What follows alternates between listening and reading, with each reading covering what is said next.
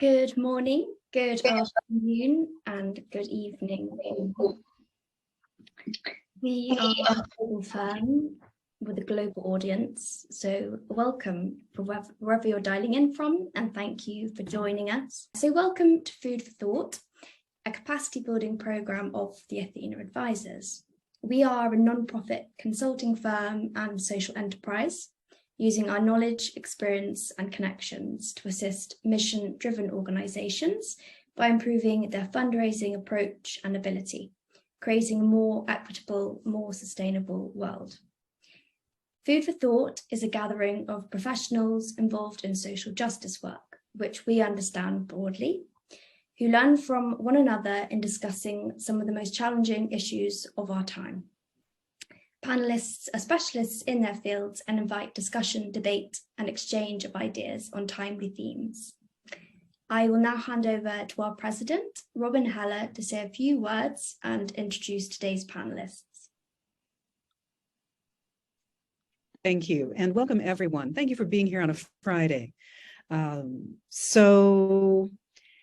want to tell you a little bit about the context for this. And I want to start out with a contrarian idea, which is we may not need more nonprofits. There may be enough nonprofits in the world. However, if what you are dreaming of doing is starting a nonprofit, you are in the right place. There's lots of ways to influence good in the world. You might be someone who goes to join a board of directors or makes a contribution to a nonprofit or joins a nonprofit or works for a consulting firm in a nonprofit. But if your heart is calling you to start a nonprofit, you're in the right place for the next hour to hear about that experience from two people at the Athena Advisors. The first person I want to introduce you to is Emma Arafua. Emma is a senior consultant at the Athena Advisors, and she was a 2022 Racing Upwards Fellow at our firm. Emma has a background in international development, global health, program management, and diaspora engagement. She holds a leadership role as the interim director of programs at the Pan-African Mosquito Control Association, also called PAMCA, a nonprofit that she founded. And the other speaker joining us today is Mira Phillips. Mira is a senior consultant with the Athena Advisors, and she has been with the firm since 2019. Mira has a diverse range of experiences, including international development, research, nonprofit project management, and fundraising development. She is currently a PhD student in social welfare at the University of Pennsylvania, and Mira co-founded Sunera Lanka. I want to turn it over to our two panelists. Thank you, Robin, and thank you, Lucy, and thank you to everyone for joining on a Friday, as we've said.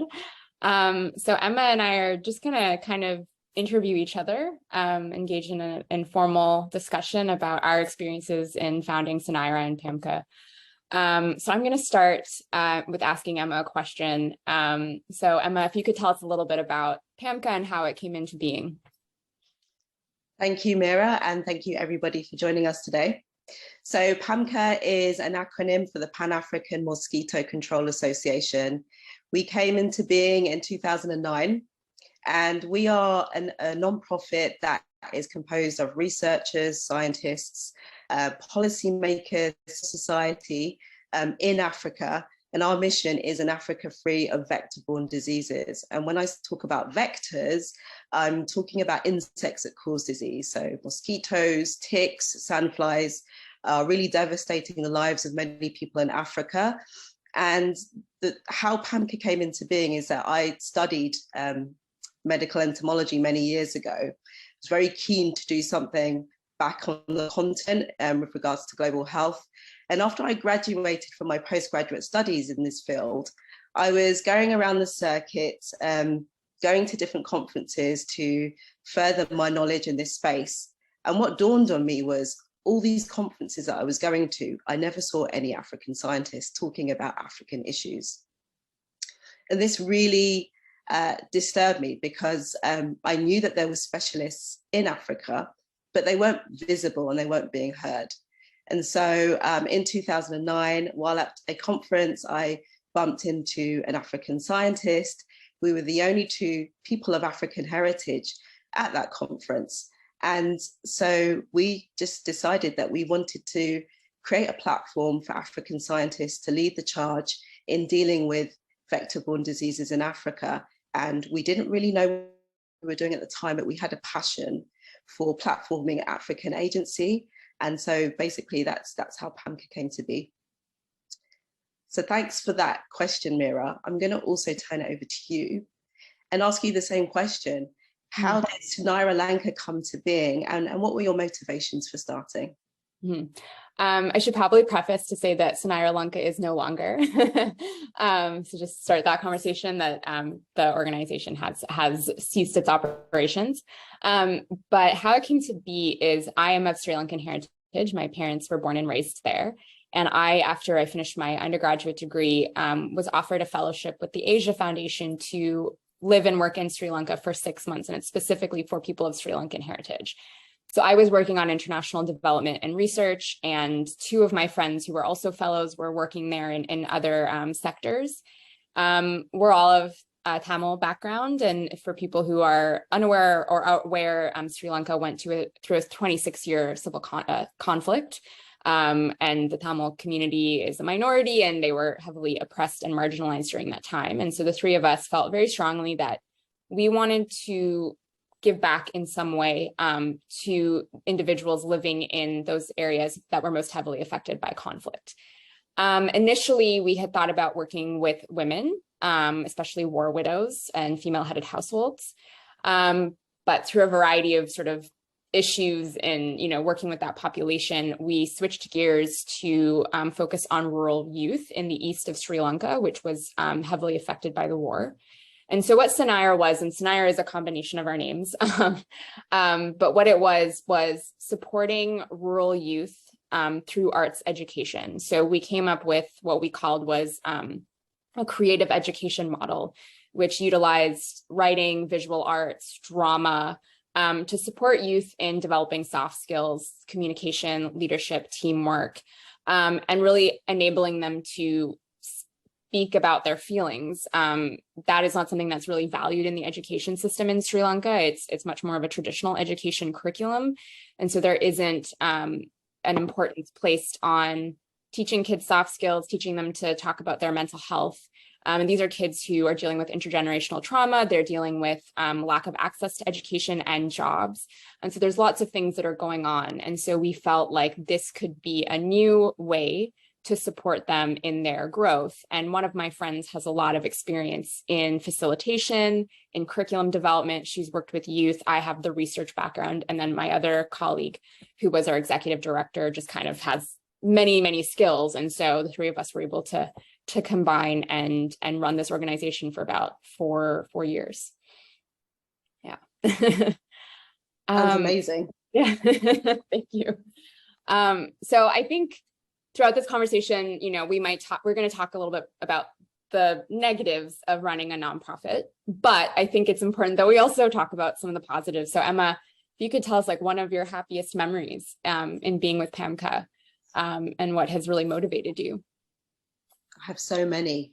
I think what's interesting about the conversation, we are both diaspora who felt a need to give back to our countries and continent of heritage. And so just by the act of setting up PAMCA, this enabled me to reconnect with my identity, to really go back to Africa and to understand my countries of heritage in a way that I'd never experienced before. I think those of us who are diaspora, we often go back on family holidays. We go and see, relatives, but we don't often get the chance to really kind of do a deep dive into the functioning of a country and the idiosyncrasies, etc. So in terms of happiest memories, back in 2018, I was attending a conference in Senegal. It was a malaria conference, and we had a symposia, which is a session of speakers talking, and I bumped into my lecturer from my postgraduate degree, and I hadn't seen him in 16 years. And he came up to me and he said, "Wow, Emma, I'm so proud of you and what you've done. This is amazing." And just to hear him say that after 16 years was really amazing, and it kind of gave me the gumption to go forward. I've just recently come back from Kigali 1 day ago, and that was where PAMCA held an annual conference. We hold an annual conference every year in a different African country where we mobilize all our stakeholders. And at the end of the conference, a senior official from Bill and Melinda Gates Foundation decided to give an impromptu speech, ran up onto the stage and basically gave a kind of 10-minute soliloquy about the importance of PAMCA and how it's oftentimes we don't recognize women's contributions to development. And he was very happy to see the progress of PAMCA and that I had played a critical role in this. And after that speech, I got a standing ovation, and it was really emotional, and it was just fantastic to be validated and seen, because I think often diaspora nonprofits, we don't get that visibility, and we don't get recognized as much as the big players. So those were two defining moments for me. Oh, that's awesome. Yeah. What about yourself, Mira? Yeah, I think it's a similar thing for me, being diaspora and having gone back to Sri Lanka in the context of visiting family, getting to spend time there on the ground and working and learning about, the political, economic, social context of the country was really wonderful. I think one really happy memory for me was, obviously getting funding as a nonprofit is really, really hard, and as a startup. And I remember we had applied for this grant from this feminist foundation, which exclusively supports women-run LGBTQ organizations in the Global South. And initially they said that we didn't get past the first round, which I think was a mistake, because a couple of weeks later they sent an email being like, "Congratulations, we're going to fund you for the next year," which was highly confusing. And they clarified that it was a mistake, the previous email. But that was really motivating to have that support from that organization. And it was exciting to know that what we were doing, other people believed in, because I think it's really common that you're going to hear no a lot more than you say yes. And so having a yes is really exciting. Another thing that was a happiest memory for me was I didn't do a lot of the programming and curriculum work because that's just not my area of expertise. But I remember when some of the kids that we were working with were telling us, they're going to write their A levels, which is the kind of the final exams. It's the British system. And so many of the youth from that community had never written that exam. It was not something that they did. They would usually finish their education and, maybe go into a different field of work that didn't require that. And so it was really exciting to know that they had wanted to write that exam because they were motivated from the curriculum that we had put together and that we were delivering them. And so again, it was one of those things where like, there's so many obstacles, there's so many difficulties in running a nonprofit, but then you have a moment like that where you're like, okay, we're actually doing something that is making a difference. And you don't always get to see that, and it takes a long time, but that was really a happy memory for me. Absolutely. I think hearing back from the beneficiaries, and sometimes there are stories that we don't even get to hear about the impact of the work, and it kind of, there's a spin-off effect. And it's really fantastic to hear that positive feedback. And when you plant a seed and then it sustains on. So both of us are people of color. I'm really interested to hear about your experience as a woman of color based in the West. Do you feel that being a diaspora woman has given challenges, and what are some of the challenges that you feel you've had to navigate because of your identity? Yeah, I mean, I think being a young woman, or at the time, especially, I was 24, I think, when we started, because obviously, a lot of the funders we had were Sri Lankan diaspora, or they were in Sri Lanka. So I'm not sure if the skin color thing wasn't maybe necessarily the issue, but the fact that we were young women was really frustrating, because so many funders, especially funding organizations that were male dominated, just looked at us and were like, you don't know what you're doing. You have no idea what's happening. You can't possibly, handle any kind of money.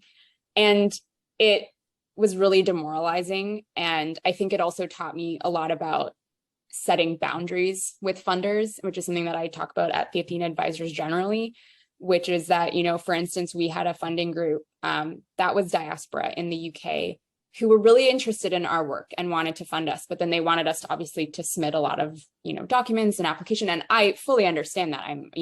I believe in accountability and all of that.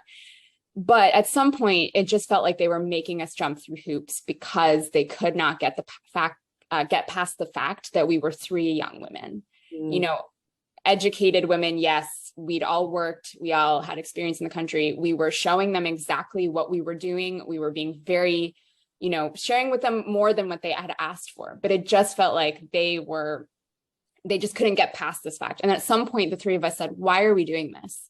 We understand that funders need to see, what you're doing and your potential. We get that. But at some point, it just wasn't worth it to us. And so I think it was a big, maybe I was naive, but it was a bit of a big revelation of like, some people are just never going to believe that you can do it. And a lot of that has to do with your identity. In that case, it was because we were young women, and they just could not believe that we could handle it. But then what we said was, it's not worth our time to deal with a funder that just does not want to give us money. And so I think that's a lesson for everybody, is that, not every funder is worth it. And you are vetting them as much as they are vetting you. And we said, we don't want to work with people that are, putting us through the ringer with no real justification. And so I think that, that was a big challenge, was just dealing with people, looking at us like, what are you doing? And then, of course, when we would apply for like funding from Western organizations, it was a similar thing of, you're a young woman and you're a woman of color, and you're also working in a country that we don't really care about. I think that that's also a part of it. Sri Lanka isn't always on everyone's radar. And especially the work that we were doing, which was arts education. A lot of people are like, no, like, are you building a well? Are you building infrastructure? Are you doing this or that? And it's like, there is other stuff that's doing that, but this is also necessary. So I definitely do think, that identity thing was, and it's interesting because I met a lot of men in Sri Lanka who came from abroad, who got so much money to do things that I did not think had any impact, and was in some ways, I think, harmful. But they were getting tons of money, and the difference was gender, in my opinion. And so that was very frustrating. So I'm going to turn the same question back to you. Yeah, it's a difficult one. I think when I speak to my African colleagues and I talk about the glass ceiling in the UK, it's sometimes difficult for them to kind of process this. And when you are a woman, you have challenges, and when you're a Black woman, you have additional challenges as well. And often we are the bottom of the totem pole. And so just generally in the area of work, talking to people, talking to funders, also working with colleagues, people tend to put you in a box. And there's a lot of stereotyping. So I've been in lots of meetings, serious meetings, where I've gone to give a presentation, and it's been assumed that I'm there to make the coffee, that kind of thing. It's been really disheartening, and often working in organizations where you are diaspora and you have that connectivity to Africa, but your opinion and your experiences aren't taken into account. And often it's the kind of older white male who gets to utilize their privilege to make decisions that might not always be the best decisions to be made. And we know that those who are closest to the problems have a better idea of the solutions for them. And so, yes, I think that being a woman is a challenge there, as well as ageism, as you've mentioned. There's also paternalism and sexism, and it does make it really hard. I think in PAMCA, what helped mitigate some of that was my co-founder was an older African male. So often when we would go into meetings, he would be kind of the person that would be addressed.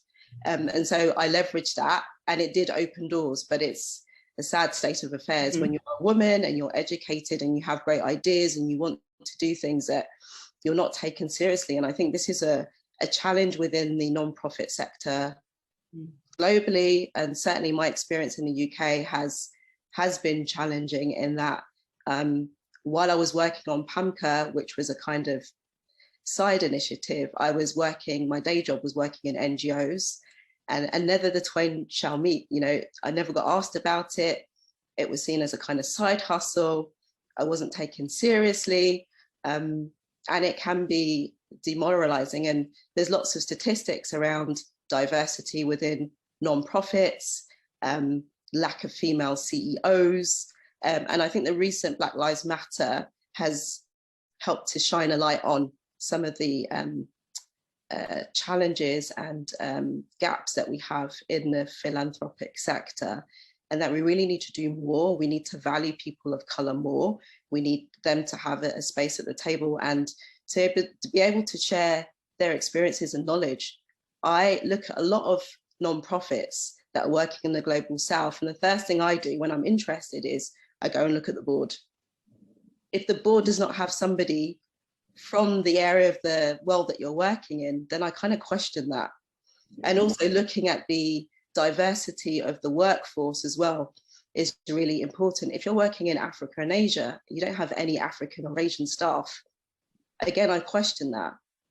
Nonprofits are missing a trick in that diaspora has so much talent and capital to share, whether it be intellectual, social, cultural, and it actually makes organizations stronger by tapping into that knowledge. But the majority of nonprofits working in the Global South do not hold space for diaspora individuals. And I think that needs to change, because they will be more successful and more sustainable if they listen to diaspora actors. Mm-hmm. Yeah, I think that kind of also leads into the next question about being a diaspora. And like especially being Tamil diaspora in Sri Lanka, where we're a minority, there was, so the ethnic majority is the Sinhalese people. And I think there was a lot of pushback to us because of our identities and a lot of assumptions about our relationship to the country. And, my parents left during the war. And so they just assume a lot of things about us. And so I think that was also difficult. And on one hand, I recognize why actors on the ground might be suspicious when people, even if they are, of Sri Lankan heritage, are coming into the country. There have been issues with that. But on the other hand, it was really eye-opening, because on one hand, people always tell you you're Sri Lankan, that is your homeland. And then you get there and you're like, oh, people don't see me that way. And then when I'm in Canada again, it's, you're Sri Lankan. And so, I think that, but I do agree with you that diaspora have so much that they want to offer, and not everyone has good intentions, but some people have really good intentions, and they have a skill set and they have capacities, and unfortunately some diaspora can get money more than local actors on the ground. And so I think that it would be beneficial to utilize the skills that we have and the interest that we have in the country. I think you're absolutely right, and I think one of the power dynamics that we need to avoid as well as diaspora is that we don't replicate the same power systems. You know, we have white savior complex, but there also is diaspora savior complex too. And we need to be able to collaborate and co-develop with people on the ground. I think one of the reasons why PAMCA has done well is that I partnered up with somebody on the continent. It wasn't me just going in saying, this is what I think you should do. Let's cut and paste this model from the West and it's going to work in Africa, because that inherently doesn't work.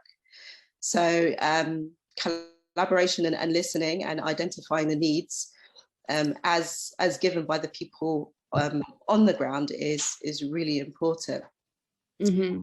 So I wanted to ask you, what are your experience? I think we've touched on this, but some of your experiences of being a diaspora nonprofit. I think we also did a similar thing. Was we really engaged with the local community. The facilitators that we hired were all from the community that we were working in. That was really important to us. And we tried as much as possible to engage with donors and stakeholders that were Sri Lankan. And that was, I think, again, key to also just, giving us a little bit more legitimacy as an like, why beyond the fact that you're Sri Lankan are you working here, you know? Because there are a lot of, like, for instance, after the tsunami in Sri Lanka, lots and lots of NGOs fronted by white people, just, you know, there was an influx of them coming into the country and to the detriment of Sri Lanka. And so I think there's a bit of a suspicion when outsiders come in. But I think the other thing that we also tried to remember is, like, are we taking away money or resources from local on the ground organizations, and being really aware of that and ensuring that where we possible, we partnered with them and we made connections.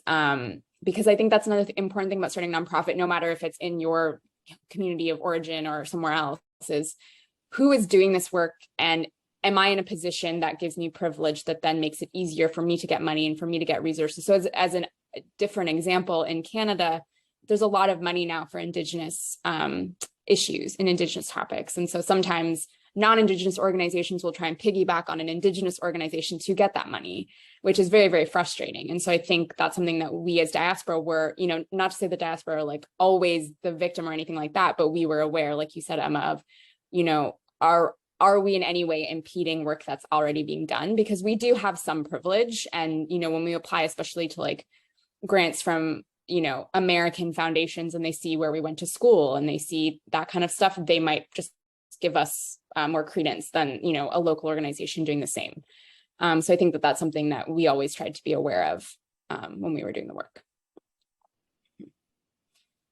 So I think we're almost at the end of our section. So I think I'll just ask Emma, you know, what are the plans for PAMCA? Like, what does the future hold? And then I can talk about why Scenario isn't continuing, but. I think the plans for PAMCA, so we are a membership organization, and so we have headquarters in Kenya, and then we also have regional centers of excellence in West, Central and East Africa, and we also have country chapters. So what we're trying to do is we're trying to kind of get every single country in Africa involved so that we can approach vector-borne diseases in a harmonized way, share good practices, and really be aligned towards our mission, because there's strength in working together and learning about innovations in different countries and not reinventing the wheel, so to speak. So for PAMCA, I just see growth across the continent. We are keen to expand, certainly in North Africa. We currently have 19 country chapters and 500 members, growing. So we just want to ensure that there is a PAMCA office in every African country. And also, I think, as well as working on the research and the capacity building work that we do, what's important for scientists is not to kind of stay in their own bubble, which they tend to do. They tend to do their research in a bubble. But what motivates me is, how do we translate research into policy and practice? So linking up strategically with strategic partners on the continent, certainly working with African Union that is plugged into all African country member states is something that we're keen on doing. And I think the paradigm is shifting in the nonprofit world, whereas before Western organizations were seen as were the go-to prime recipients for funding to do stuff in Africa. The shift is now, how can we capacitate African countries to receive that funding directly? And that's a game changer. And I think all of the discussion that's been happening recently around decolonization of aid and local content is making donors and funders aware that actually, to be sustainable, we need to be supporting African countries to directly receive the funds. This is a journey, but it started. And so, yes, I'm looking forward to continental expansion of PAMCA over time. So, did mention that Sri Lanka is no longer, and I'm interested to hear why that is and what led to that and your thoughts about that. Honestly, I think the short answer is that it was really hard. It was really hard to maintain a nonprofit in a country where, first of all, we didn't have status. None of us were citizens, so we were there on work visas. And there is, it was just difficult to, there's a lot of bureaucracy. And on one hand, I absolutely understand they don't want just anybody to come in and be doing work. I get that. But even us who had a lot of, we were doing everything by the book and we were very careful and make sure we were following all the rules and we had all the information. And then, I had to go to the immigration office like 85 times. And again, I think they looked at me like, you're a young woman and you're Tamil, so we're going to give you a much harder time.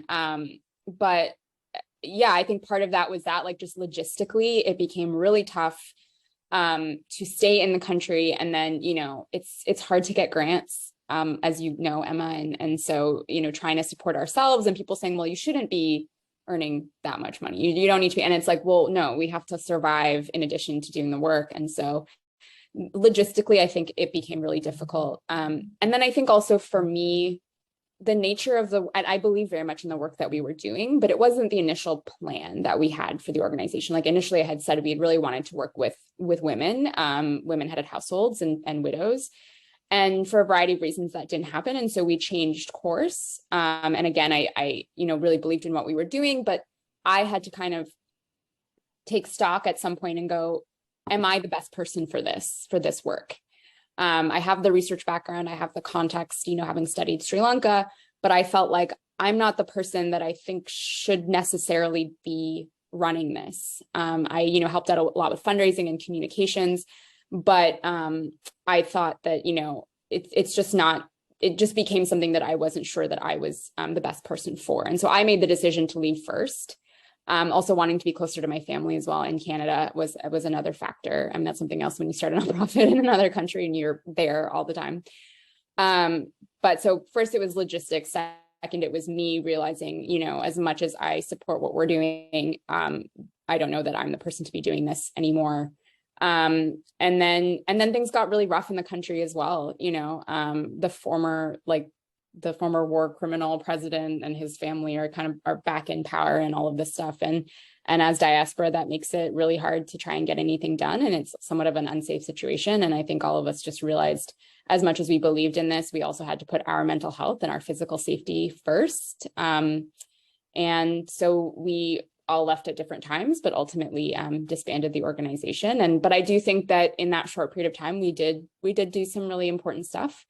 And hope that we inspired people in those communities to, maybe continue on with what we were advocating for. That's great. I think what you said kind of touches on what Robin said at the beginning, which is having that level of introspection to really think about, am I needed? Mm-hmm. Should I be here? A lot of organizations and people that I've worked with sometimes engage or embark on a passion project. And there is a degree of selfishness in altruism. It makes us feel good. We want to be doing good, but really, is it for the best of the people that we're intending to serve? And sometimes we are causing unintended harm as well.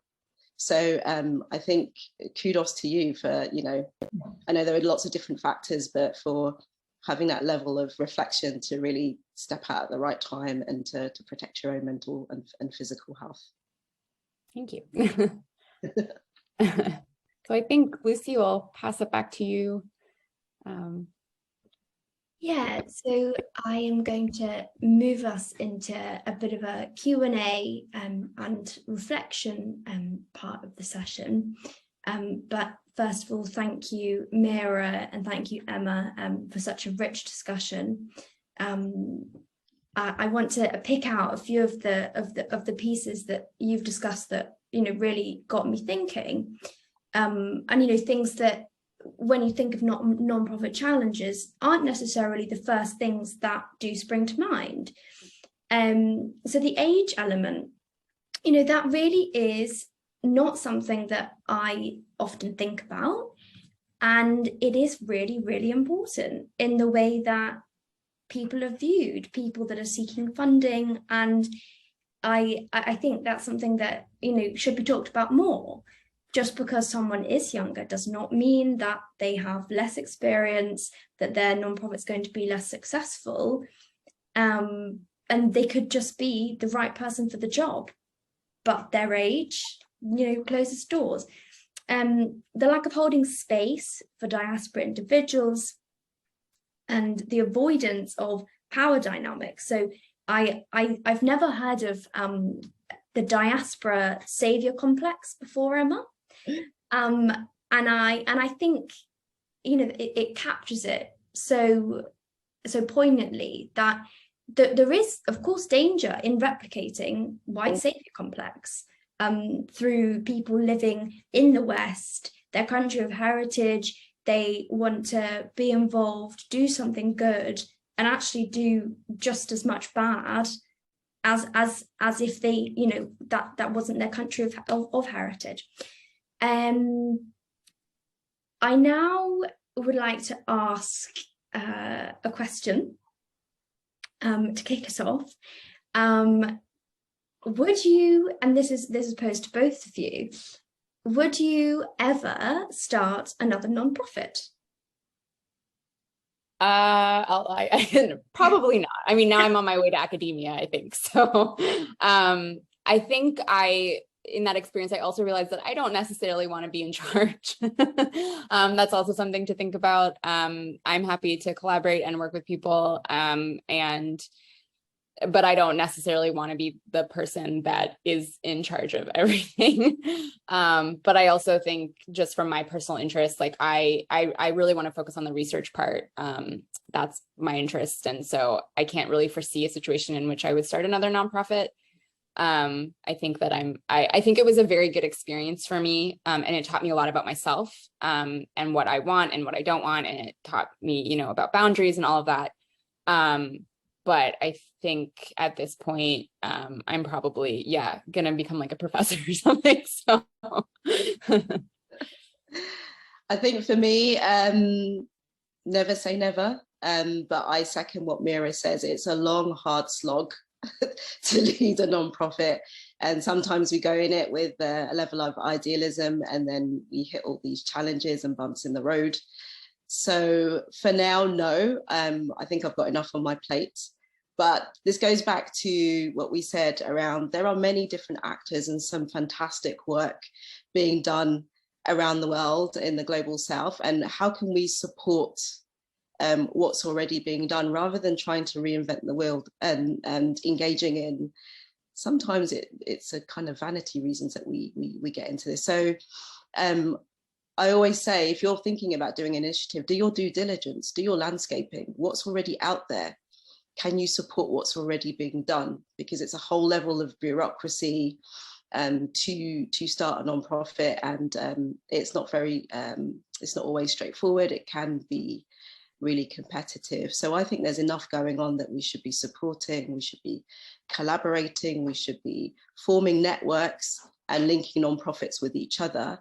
And those of us that are privileged within the West should be using our experience and networks to lift the existing nonprofits up, and really supporting them. So I would say no for now, but who knows? And just to add to that, Robin mentioned, you can join a board, and I would definitely join a board. I was on a nonprofit board in the last year, which I've since left because I am very overwhelmed with my PhD. But I would absolutely consider joining a nonprofit board again and contributing that way. I think that's also just a way to also see, like, would I want to also start my own nonprofit? Like, if somebody else is interested, that's a good, insight into an organization. And but I think that that's another way that I can contribute. Well, it sounds like a resounding no at this moment from you both, but I'll come back to you when you've started your next nonprofits. And so I would love to bring others into the conversation. If anyone has any reflections, comments, questions, either pop them in the chat or just raise your hand, give a wave. And yeah, be great to hear from as many as want to participate.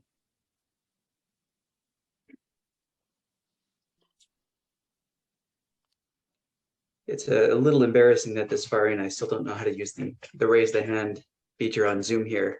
But hi, everyone. It's nice to see a few of you again. And thank you so much for, this has been a really cool conversation as in the nonprofit space, just getting my own head clear of, your own sense of why are you doing this? What do you have to contribute? Where's the best place to do it? I guess just generally a few comments. I'm really interested to hear how like identity does tie into this. Mira, how you pointed out your identity can take different forms in terms of like where you're located. Emma, even just in terms of your identity kind of informing the work that you do. I guess that to pose a question and stop rambling, there's this concept of voice and exit that often comes to mind, like in the nonprofit sector, there's a lot of work to be done. And I know it can be almost overwhelming and daunting to approach it, not only just within one specific organization, but at a structural level. I'm interested why the nonprofit world. I know there are a lot of people that are talking the possibility of private markets and public-private partnerships. So are you particularly drawn to the NGO space, or would you be open to moving elsewhere, or just generally, what are your thoughts around that? Thank you. Emma, I can start if Okay. I just think that's all that I've ever known. And so I just never thought in my mind, I'm like, there's no way that I would fit in a more private organization or in a private organization. And so I think because my first job in Sri Lanka was with an NGO. And so that's just all the experience that I've had. And I also think part of it was like, would a private sector, would they care about arts education for youth? I think that's the other thing is kind of maybe a bit of a cynicism about how the private sector would view certain types of initiatives. But that being said, when we were in Sri Lanka, we did try and create relationships with the private sector. We reached out to a lot of corporate individuals or, companies for funding. And we were, saying, this will look good on your CSR. Like this will, from an optics point of view, if you don't care about the issue from an optics point of view, like this will be really good for you. So I do absolutely see the value of a partnership. But I don't think that I myself would really gel with that environment if that was the only if I was in that environment. I don't think I would gel with that. But I think there's something about a nonprofit, and not that there's not problems with nonprofit. We've all just obviously been talking about all the issues with nonprofits, but I think that I don't know, I feel like the intentions are a little bit different than they are in the private sector. And that's probably, again, my bias showing, but I just feel more comfortable in that world. And I also think even as many issues as there are with diversity, I do think it's easier as a woman of color to be in that sector than it is to be in the private sector. And that's just my own thought process, and others might totally disagree with that.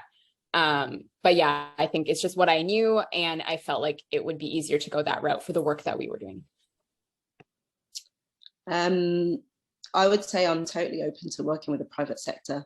The longer I spend in the non-profit space, the more I see a value in working with the private sector. Some of you might have heard of the book Dead Aid by Dambisa Moyo that talks a lot about how aid does not ultimately work in the long term, and it creates a dependency on donor organizations. I do feel that there is a role, especially in Africa, around business development, because, for example, the Grameen model and giving seed funding to local entrepreneurs to develop their own businesses that go on in a sustained way. That for me is something that I'm really interested in, because it creates a level of independence that often is not seen with aid. And sometimes countries can be very reliant on aid and grants. And how do we shift that dependency and reliance to sustained action? So I think there is a role for the private sector. In PAMCO, we work with industry, and we do have partnerships. And I think within the kind of global health malaria context, a lot of the solutions and interventions for vector-borne diseases are things like spraying, repellents, bed nets. So my thing is, okay, if there is aid going to companies to distribute free nets, what's to stop Africans being given some seed investment to develop their own nets and to generate their own repellents and to develop businesses that will tackle a problem, but also give them a form of livelihood and income generation. So like Mira, the nonprofit world is something I fell into, and it, sounded good and wanted to change the world and all of that. But I think that as time moves on, I'm very much open to working with the private sector. They do have a role, and it's also in their interest to tackle local issues. So for example, within West Africa, when we had the Ebola outbreak, a lot of the mining companies, etc., shut down.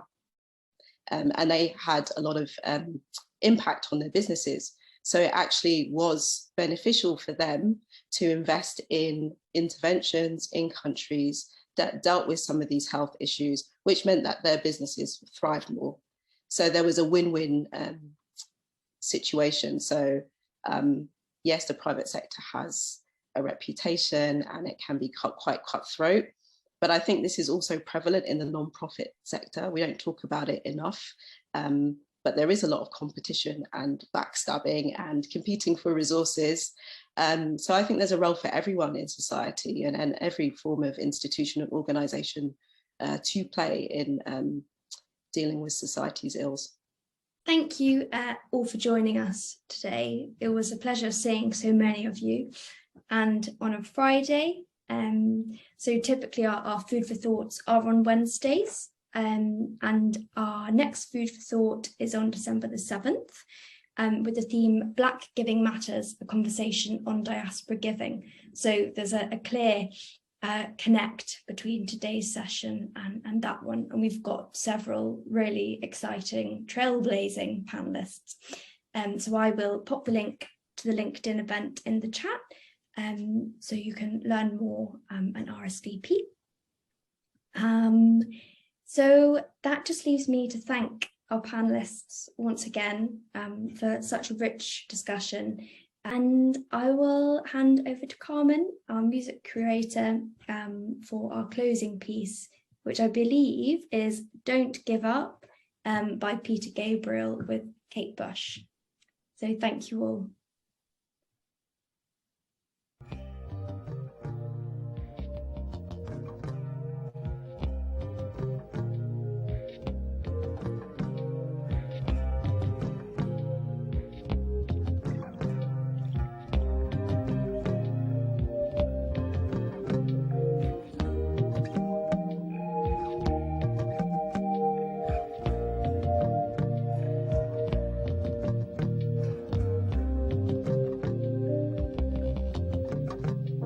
In this proud land we grew up strong. We were wanted all along. I was taught to fight, taught to win. I never thought I could fail. No fight left, or so it seems. I am a man whose dreams have all deserted. I've changed my face, I've changed my name, but no one wants you when you lose. Don't give up, 'cause you have friends. Don't give up, you're not beaten yet.